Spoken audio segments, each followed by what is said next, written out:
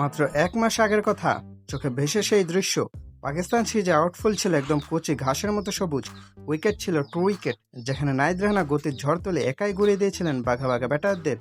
আমরা ভেবেছিলাম যা বাংলাদেশ ক্রিকেট বোধহয় অবশেষে 2026 সালে সে আধুনিক যুগে পা দিল, কিন্তু আমাদের স্বপ্ন তো কাচের মতো ভঙ্গুর।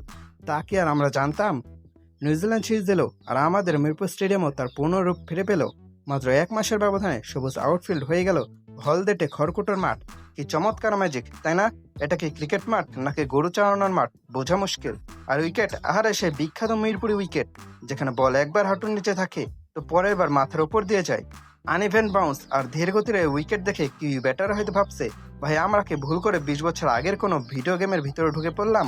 এটাই তো আমাদের নতুন সভাপতির আসল চমক। তিনি আসতে উন্নয়নের জোয়ার বইছে, তবে জোয়ারটা উল্টো দিকে, অর্থাৎ ডাউনগ্রেড উন্নয়ন। পাকিস্তানের সাথে 2 উইকেট জিতে আমাদের প্লেয়ারদের সাহস একটু বেড়ে গিয়েছিল, তাই হয়তো বোর্ড ভাবলো বেশি সাহস ভালো না, চলো আবার সে পুরনো গর্তে ফিরে যায়। বিসিবি সভাপতির এই ডিসিশনটা বুঝতে হবে।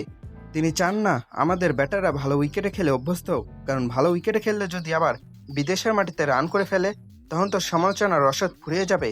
তাই সব দিকে যেন এক অদৃশ্য জয়ের জয়কার। 1 মাসের মাঝেই কি তবে আমরা 2 উইকেটে খেলার সাহস হারিয়ে ফেললাম?